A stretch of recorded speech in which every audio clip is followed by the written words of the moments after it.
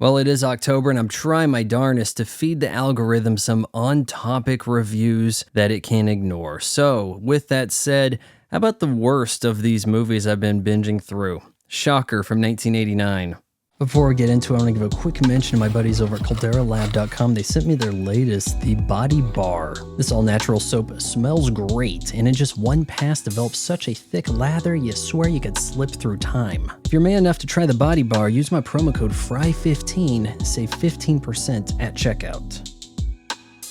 Written and directed by Wes Craven, you're going to recognize that, hey, it's sort of off-brand A Nightmare on Elm Street, with a splash of Videodrome, sans the satire and social deconstruction. So our movie stars Peter Berg, whom you may best know for his directorial efforts. A lot of them being with Mark Wahlberg. He plays the role of Jonathan, a wide receiver at a university who is haunted in his dreams, seeing visions of a serial killer as he seems to be attacking people. Goes to his adopted father, who is the detective, seeking to bring in this guy who has like over 30 victims to his name. The killer, Horace Pinker, is a TV repairman who seems to be able to travel in and out of televisions so that he can take out victims and escape unseen. Motive: it's 1989. Horace is brought in after a scuffle with Jonathan. Oh, by the way, he claims to be Jonathan's father, but we really don't know for sure, and it doesn't really matter. Swift justice prevails, and Horace meets his end at the electric chair. But now the real fun begins because it's also a body-hopping movie. Yeah, we went Freaky Friday with this. Shocker is brutally cheesy. I really despise this anybody can do it piano motif that we have going.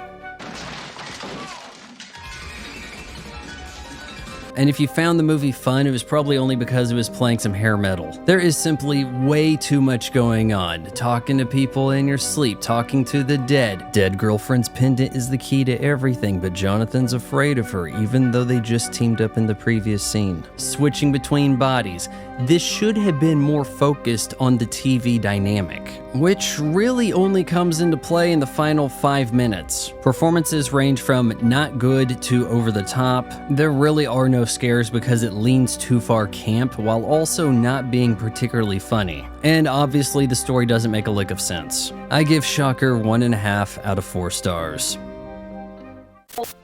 You just watched a video from my son. He's about 40 and lives in my basement, ladies. So subscriber and notify the bell for ringing. Okay, I said what you wanted me to say. Now do the goddamn dishes.